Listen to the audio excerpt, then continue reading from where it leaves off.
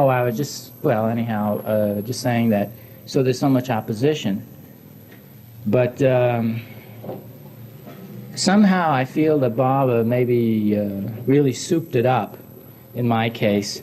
Back to the story. Well, Edward was going back to Miami. Yeah, so Edward was saying that he would go back to Miami with my father. And I was thinking that we should really go together. But you see, Edward really had a very good heart about this, because he wanted to please my father, his feelings. And this was something that I felt was noble, although I thought it still would have been better had we both gone together. And even Edward later admitted that that would have been the best thing, that we should have both gone together at the time, even though my father didn't approve. So then my father saw me off at the airport, and everything seemed to be fairly all right, and we went. So I went, excuse me. Now I was on my way to Meher Baba after this big commotion. And it took 24 hours, and I was met in Bombay and was brought straightways to Baba. And I saw Baba early in the morning, the next morning of the day I arrived. And apparently, you see, Baba was sitting in his room. He was sitting, he was sitting in his chair, and I could see him through the car window, the rear seat of the car that I was in. I could look through the window, and I could see, oh, there's the doorway where Baba is.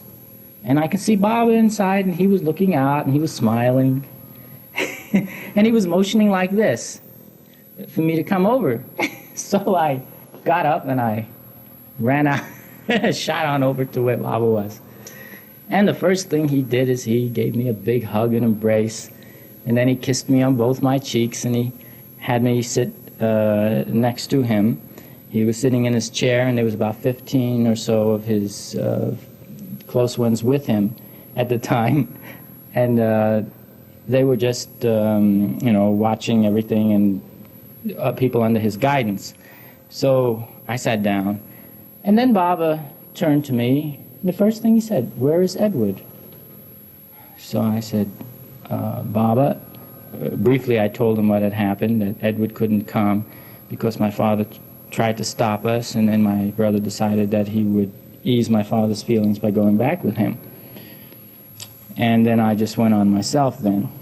So he said, "It would have been better had you both come together, as I had said. You would have benefited more. You both would have benefited more.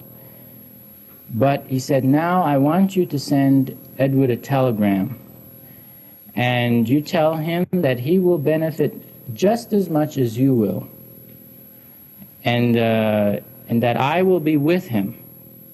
Even though you are here with me, I will be with him." Now, there's a story about this, too, when I got back, of how Baba really was with my brother during that 2 weeks that I was there with Baba. In the meantime, Baba, as time went by, he said, "How long were you to be here?" So I said, "Baba, you said I could stay 1 hour." And then he motioned like this. It means, "What time is it?" And somebody said the time, and he looked at me very puzzled. He said, "How can this be?" I said, 1 hour, and it's already 2 or 3 hours. So how can this be? I said, "Baba, I don't know." Then he pointed to someone. "How can this be?" He said, "I don't know." "How can this be?" "I don't know." "How can this be?" Nobody seemed to know. Well, this was really very amusing, the way Baba was doing this. And then he became serious, and he said, "I want you to be with me every morning at 7:30. And Meherji will come, pick you up from your hotel, bring you to see me, and then he'll bring you back to have lunch, and you come back and be with me until I dismiss everyone." And now this apparently was to go on indefinitely. And this really suited me fine, because I didn't even want to leave. After that first few minutes of being with Baba, I can say that I just felt like a long-lost son that had one day come home. And I didn't have any compunctions about Baba's divinity or anything about him. I felt that he really was everything that he said. But Baba wasn't like awesome. It wasn't as if, oh, here I am in the presence of God, what am I to do? It wasn't like that.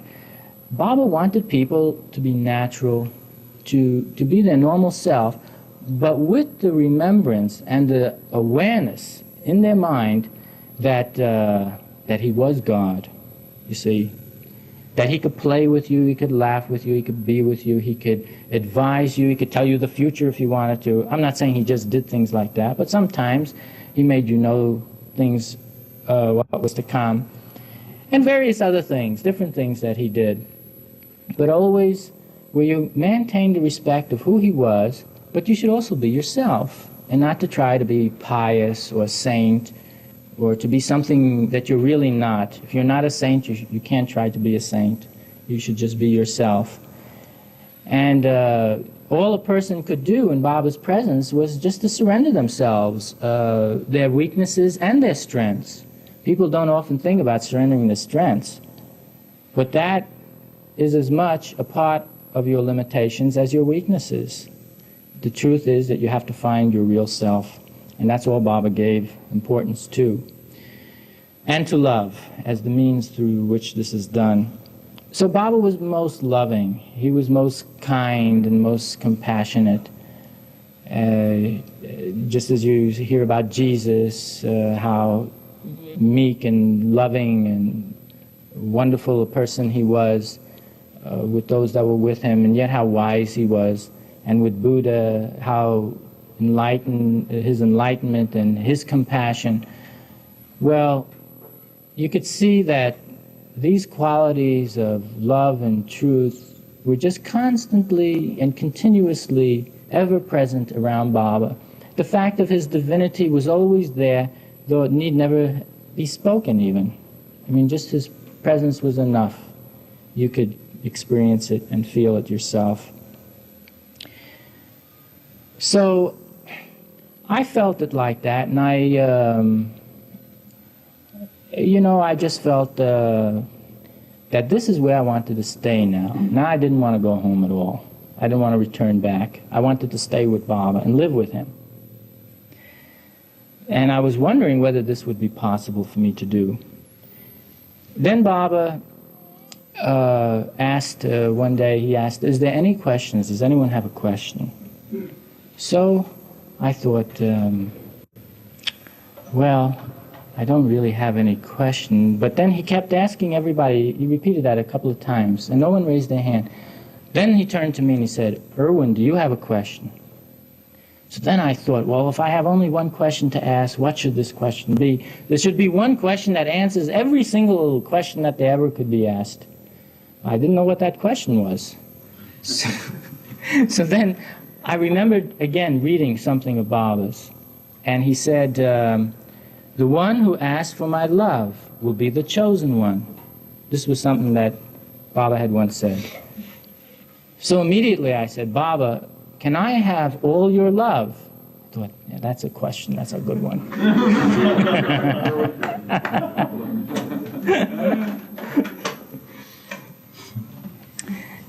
Well, as soon as I asked this here, Baba just looked over and he looked at someone and he said, do you experience all my love?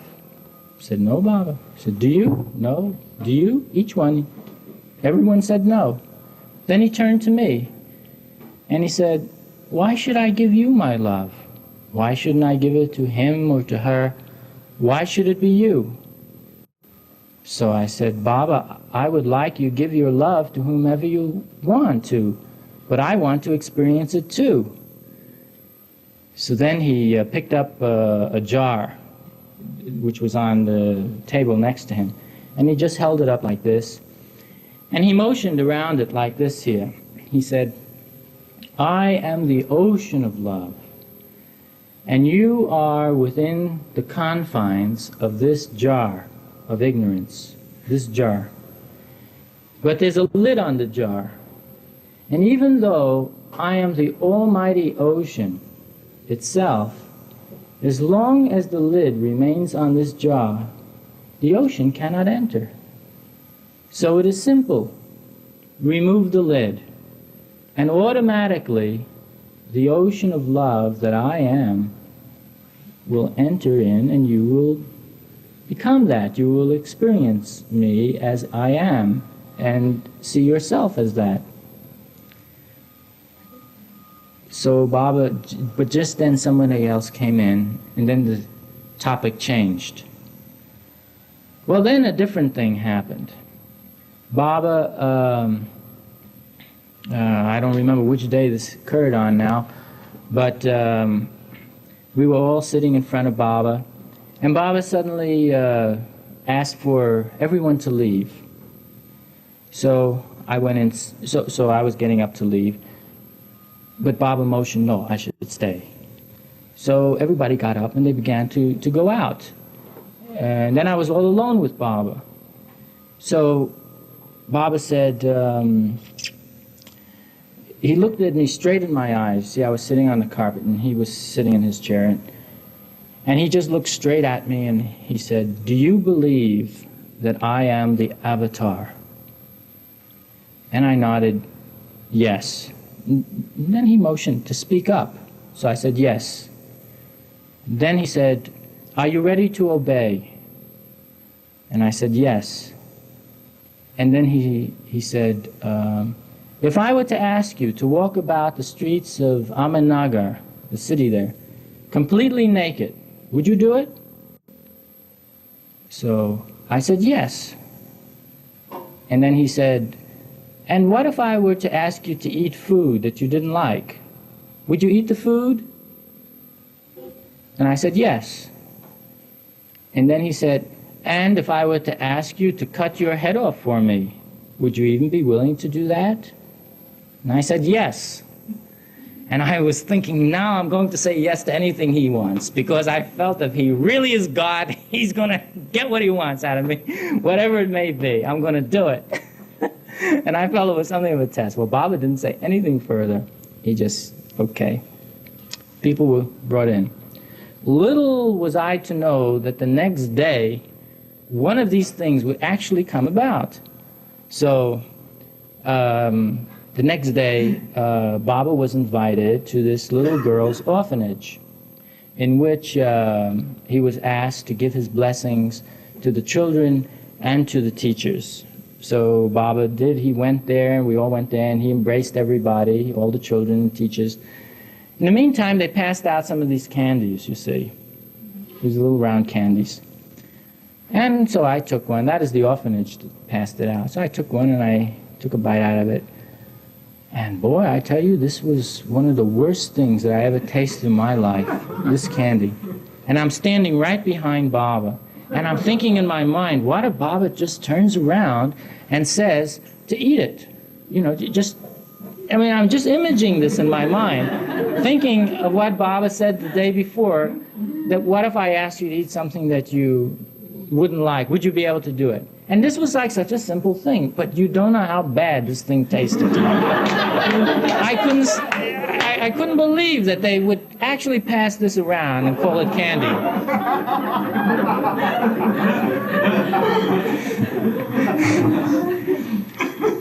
In the meantime, I have this little piece in my mouth, and I'm wondering, am I going to eat it or am I not going to eat it?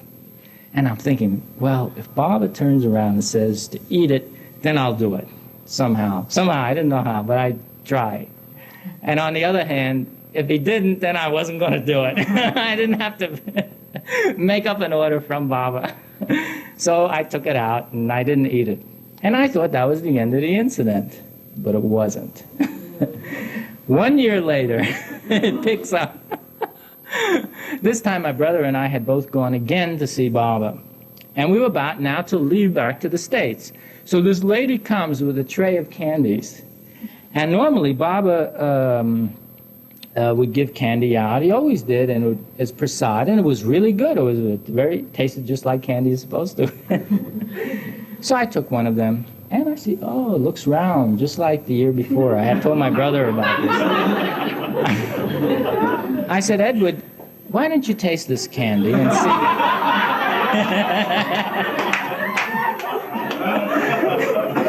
Because he had gotten one also. So I said, taste yours and tell me what it tastes like. So he takes a little bit. Tastes good, fine. And I see everybody else eating theirs, and I said, oh, well, it couldn't possibly be the same thing. Nobody could know the secret of that recipe, whatever it was. So I thought, well, okay, there goes. Take a bite of it. Same thing. I picked up one year later, I pick up from where I left off a year before. And this is supposed to be something that no one is supposed to know about except me and the fact that Baba apparently produced this incident. So then I began to think, well, how am I going to eat this? If I try to swallow it all at once, it's too big. Can't do it. If I try to eat it in little tiny pieces, I can't do it because it prolongs the agony too long. Maybe I'll try and make my mind blank. That's it. I'll make my mind blank. But with this in your mouth, your mind could never be blank. And I wasn't that advanced yet. Then I even thought, well, I'll think of Baba, you know, surely he'll help me. And I thought about Baba, and I could still taste it with new relish, you know, new poignancy. And then I realized there's only one way to eat this thing, and that's to do it cold turkey. Just the plain, out now, just eat it, you know, without no tricks. And I did. I ate it down like that. It was God's grace that I ate that. So it was the only one of those 3 incidents that have happened yet. Yeah, well, then Baba had, on that first visit, you see, he also asked me how I had come. So I said, Baba, it was by your will that I am here. Now this going back now to my first day that I was with Baba. And I said, it is by your will that I am here. And as soon as I said this, he motioned for me to stand up and to repeat it to the group that was in the room. So I said, I am here because it is Baba's will. And as soon as I said this, someone in the back raised their hand. And they said, but how did you earn the money to come? Very practical disciple. How I earned the money to come. And Baba, you know what Baba did? He just went just like this. And his gestures, Eric was interpreting his gestures, he was saying, that is not important. The way he said is the way he came. That it was Baba's will. And I knew how true this was because for 6 months I was really straining my brain and I couldn't figure any way of getting there. And until Baba sent that message, don't worry, circumstances will adjust themselves, and immediately it adjusted themselves, and so I was able to come. When people came up to Baba, there was one day that 10,000 people came to Baba, and that was the last day that I think I was there. And you could see that Baba just knew everyone. He knew their past, their future.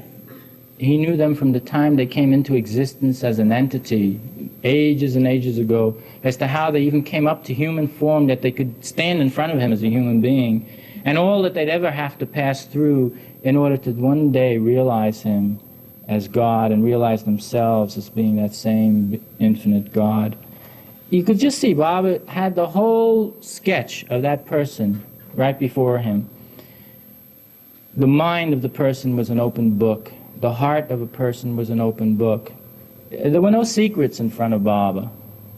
I don't know how anybody could keep a secret or think in terms of some awkward moment or something too embarrassing that they couldn't tell to Baba. It was like Baba was so loving that you felt really open with him. And at the same time, he knew everything, you see. He knew. It's like a teacher that knows whatever the students are going to learn, but still asks the student a question because he wants the student to learn by asking. So Baba would ask questions as if he didn't know. so that we could learn through our own questions. And this would go on every single day. In the morning, the communications were read out to Baba, letters that came from different people in different parts of the world or wherever, and Baba would answer them immediately. It would be read to him, and then he'd reply, give the reply right then and there. And in the afternoons, at that time, Baba was seeing groups of people that came, and they would sing these bhajans to him, or they would really pour out their heart. You never see so much love. Well, you can. You really see it in some of the films, the movie films of Baba, where the people have so much love is coming from them. And mind you, Baba was silent. All this time that I was with him, he was really completely silent. Baba did not speak. But he communicated so effectively through his gestures and through, just through his expressions when he spoke with you or communicated something to you.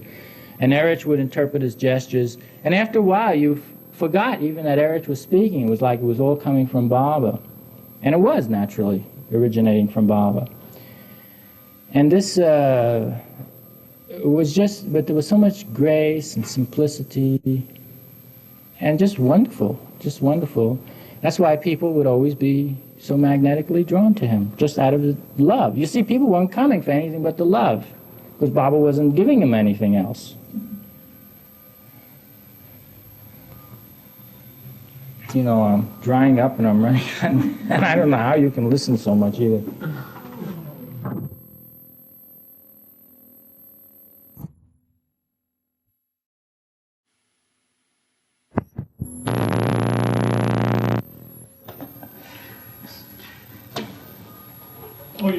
Baba said he would be with him, even though he wasn't there. Yes, about what happened to my brother while I was spending those 2 weeks with Baba. So when I came back, my brother told me a very, very interesting story. He said that when he received this telegram that Baba had instructed me to send to him, that he would be with him, even though I was with Baba in India. Baba said in the cable that he would be with my brother in Miami. That is where my brother was. So my brother said that when he received, even before he received the cable, just before that, he began to feel such a feeling of love, that Baba was really loving him, and that there was just so much love coming to him, which he had never experienced before. It was so strong that when he would walk on the street, he would, people would sometimes just turn around as if there was a presence that had gone by them, and they would look to see where it was coming from, this wonderful love. When he would go to the beach, which he was very fond of doing, the children would come up and they would embrace him. They would put their arms around him. Strange children that he didn't know or meet them ever before. And then he said for the 2 weeks he was just like constantly, continuously, day and night, feeling Baba's love so intensely and so strongly, and his presence being with him. And it didn't end or subside until I had returned. But when he received the cable, which I had sent from India, that what Baba had said, then he told me that acknowledged to him the fact that he felt that it was coming from Baba, but when he received that cable, then that's what confirmed it, you see, that this was really coming from Baba. And that lasted for 2 weeks for him, all of the time that I was in India. Well, you know, I didn't want to leave, as I said. I really wanted to stay with Baba. And I should bring out that one of the things that was uppermost in my mind was that I really wanted to realize Baba, to see his divinity or his godhood. I could see him in his man form, but I wanted to see the divinity behind the form, to realize him as he really is. I felt that was the only thing that really mattered. And I remember that one time I was sitting, let's see, how did this happen now? That's right, everybody had been sent out of the room, and we were all sort of waiting on the veranda. And I was thinking about this. You know, I'm feeling very depressed. I'm feeling so depressed because Baba was not, I wasn't able to see him as he really is, in his divine state, see? And I felt that was the thing that I really wanted to see. So I was outside on the veranda, and I was thinking about this, and I was getting very depressed over the thought of not seeing Baba as he really is. So just then, this lady comes out from inside the house where Baba was. She comes over to me and she says, Baba knows everything, and he says that you should be cheerful and happy, particularly now that you're here with him, because he will see to everything and you have nothing to concern yourself about. He will do everything. And so she turns around and she goes back inside. I think this is really something, you know. Here I am. I'm feeling myself to get depressed. And what happens? This lady comes out and she wants to cheer me up with Baba's words. And Baba seemed to know. So, you know, it was very touching to me, and we felt better for a little while. And then I began to think about this all over again. I said, but I'm still not really seeing Bob at all as he really is, and that's really what I want to do. To know God as God should be known, in his fullness, in his absoluteness. So, I was thinking about this, and I'm getting depressed all over again. And as I'm sinking now to new lows, I'm thinking about it, and then just then that lady comes back out again. And she comes out and she says, Baba wants you to be happy and to remember his words, that he will take responsibility for everything, and just to be cheerful and happy because you have nothing to worry about. And so she turns around, she goes back inside. And I'm thinking, this is really a marvel that Baba not only knows, but how compassionate he is. You know, how really loving he is, that he should send this person out. It isn't like Baba would say, oh, I know everything, and now I'll tell you what's going to happen. But you could see how he knew everything by these kind of incidents, things that really applied, something that really was meaningful to you. Well, then I remember I was told to wait in a certain room, and I was in that room by myself, and I began to think again. And I said, I'm still not seeing Baba as he really is. I really want to know him in his infinite love, his infinite bliss, his reality, the truth about God in its entirety. And I'm thinking, I know what I'll do. I'll write a note. And on the note, I'll say something about my state of happiness. And very discreetly, I'll give it to one of Baba's disciples, who will in turn hand it to Baba in an opportune moment. And in this way, I'll get the message to Baba. Just then, there's a knock on the door. And I go to the door, and I put the note in my pocket. And someone says, Baba wants to see you. I thought, gee, that's really something. I wonder what Baba would want to see me of. So I go into the next room, and just as I come in, Baba is sitting there again with a group of people with him then, and he says, Irwin, are you happy? So I said, no, Baba. And then he said, good. And I thought, good? And just then he motioned for me to sit down, so I sat down thinking, good. And then I was thinking, well, if it is good that one is unhappy over the fact that they do not experience the infinite bliss of God as part of his reality, I suppose then it is a very good thing to be unhappy about such a thing. So that's how I rationalized the possibilities of what Baba meant by that. And, you know, I cannot say that Baba gave me any revealing experiences, that he made me conscious of any of the higher planes, or gave me God realization. He didn't do anything of these things. But in the very beginning, I knew I would gain a communication with God. That was my original knowledge. Before when I went to New York at that time. And I was thinking the communication with God would be in his impersonal aspect, God the impersonal. I had no idea that my life would lead me along a path where it would be with the personal aspect of God, or God appearing at our level rather than us ascending to his level. His appearing to our level in order to bring us to his level, really, I suppose it should be said. But nevertheless, I felt I really did get that communication with God differently than I had imagined it. Because for many, many years, I had communications and correspondence with Baba, even when I wasn't with him, which is another story by itself. That was for 10 years, right up till the day Baba dropped his body. Finally, on the last day, when I was in India with Baba during that 2-week period, and now I was to leave, you see. So Baba called me in, and he said, if I ask you to obey me, will you do it? And I said, yes, Baba.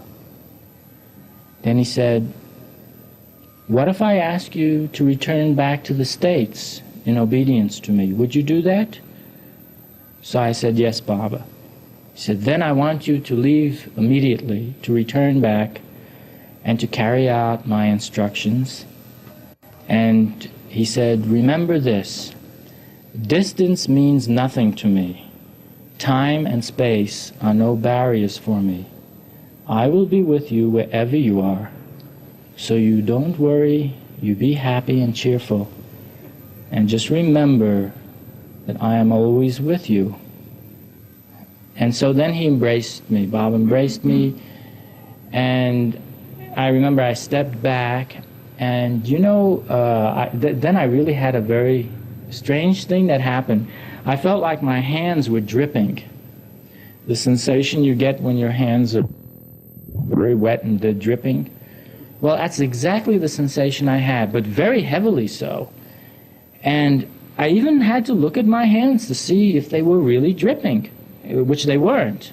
I didn't see any, but the sensation of that was very, very strong. And this lasted a long time. And I felt that Baba had somehow, I don't know to say that he charged me up or what. I don't know what it was. No knowledge of it was given to me what happened, except that sensation was really something. It made me very restless for a long time, but because it was very energetic. And but then it gradually went away, and somehow I feel that it, or I'd like to feel that it was something that had come from Baba. It seemed so. And that was the last that I saw Baba that year, in 1960. In 1961, this time I came again, this time with my brother. We both came together. And wouldn't you know, we both had to run away again. And this time we made our escape good. My father couldn't know anything. Baba asked when we came, he says, does your father know that you came? I said, no, Baba. And Baba just threw his head back and he looked up. But then I thought, well, maybe I did wrong, you know, because there was so many different things. There's so many obstacles we had to go through. That was just one. But you know what Baba did? He called us both up to him. Had Edward come up on one side and I on the other side. And then Baba went on to say, he said that here are the Luck brothers. They have come over continents. They have come such a distance only because of love for me. He said, and he began to praise us and praise us so much. And I was thinking, you know, I don't know I'm worthy of all of that, such high praise. You know, I don't like to be praised so much. But, you know, with Baba, whether he criticizes you or praises you, I wasn't about to say anything. And Baba went on to say that He said, such love must be rewarded. They have gone through so many obstacles, both mental and physical obstacles, all kinds of obstacles, to come here to be with me for only 1 hour. And this time it really was for 1 hour. There again, you know, I'm sort of telling you the story at the end. I didn't tell you all the obstacles that went on this time. But at the time when Baba was saying all this, I was thinking that if there is to be any reward, it should only be to see him as he really is, to know God the way God should be known, with unclouded vision, the true experience. And I felt that I don't know that this is I can't speak for Baba what he meant by reward, and I wasn't seeking reward. But I'm only saying it like it happened. So then I felt I would like very much just to, you know, stay with Baba, at least if I couldn't realize him, at least to stay with him until such time came. But Baba always wanted us to return back to the States. And he was really very happy about the way we always fought to get to him. And he loved my father very much, you know. He just was so amused by my father's antics and the way he was trying to prevent us from seeing him. You see, I just want to flash back on this just for a second, as what some of those obstacles were. See, Baba had said if it interferes with your job, you shouldn't come to see him that year. If it interfered with family finances, not family, but if it interfered with your finances, you shouldn't come to see him. If it interfered with family harmony, you shouldn't come to see him. And even if and then he said it wasn't even so much for the Westerners, but mainly for the Easterners, this particular gathering. So Westerners should not feel that they had to come. And so on like this year. And so many people didn't go. As a matter of fact, I think there was only about 7 people from the whole West that came that time due to all of these conditions. So I had to think at that time when we received this letter stating that there was going to be this darshan of Baba's, we received it in the middle of the 2nd week because Baba had said that you can only see him for 1 day of this 2-week period.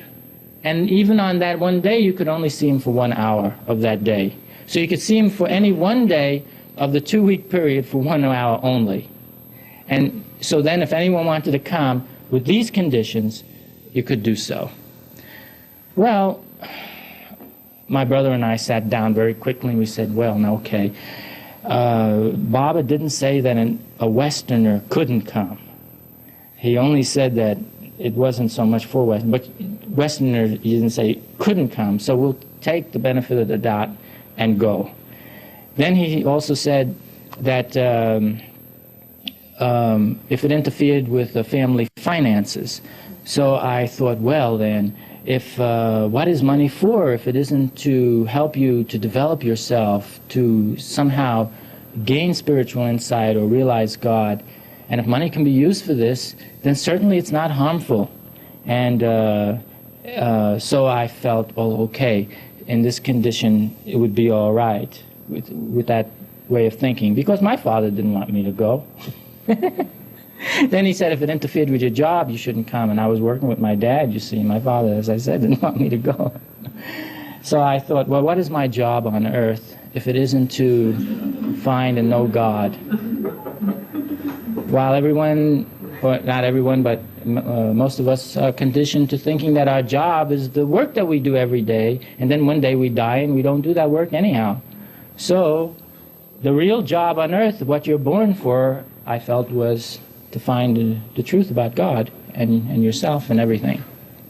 So this couldn't interfere with it, seeing Baba, because Baba was certainly the one to bring that about. And then there's something else, family harmony. Oh, family harmony. I felt there was never no family harmony anyhow. And if there ever was going to be family harmony, Baba would somehow help that to occur. So with it all, we went. And and that's why I think Baba, you see, knowing all of these things. Now, mind you, we didn't write to Baba to ask him or to tell him all of these things. We just took off and sent a telegram saying we're coming. And that was all that outwardly Baba knew. But inwardly, Baba knew everything. So he went on to say all the obstacles that were in our way to see him without us saying what they were ourselves. And it wasn't, I suppose, necessary either for us to make such mention of it. Now it's interesting as part of the overall story. So my father then, later on, Baba always loved my father. I really have to say this because he always spoke of him as being very dear, and my mother too. My mother I don't mention much because she's an angel. She's so sweet and gentle person. And there's just nothing as exciting as with my father. But my mother is really, she's a very beautiful person. And she loves Baba now. She really is a Baba lover. And as I was saying before, my father feels that he has great respect for Baba now. He doesn't look at Baba as the devil like he once did. But he thinks of Baba as someone that really, as he said one day, Baba understands me. This was the thing that he said about Baba, that he really felt about Baba, that Baba really understood him. And he also said that he regretted not meeting Baba. And I was telling before how he just regretted not meeting Baba, and then he blamed me for not meeting Baba because he thought that I was the one standing in his way. Well, I just said, okay, Dad, you know, if you think like that. But actually, my father is really, you know, I did a videotape on him. So one of these days I may show it. And you know what he's talking about? When Baba appeared to him. This is after Baba dropped his body. After Baba passed away, he says that Baba appeared to him.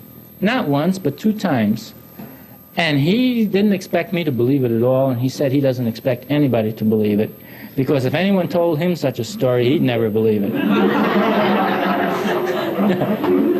But he said, regardless of whether you believe it or not, he said, Baba did appear to me, and he says, I don't know why he appeared to me, why he didn't appear to you, you see, because you're supposed to be his disciple, not me, but he appeared to me just the same. And then he went on to say that Baba told him that he would come to him 3 times, of which he says that Baba came to him 2 times so far. And he eagerly awaits his 3rd visitation. And so forth. Well,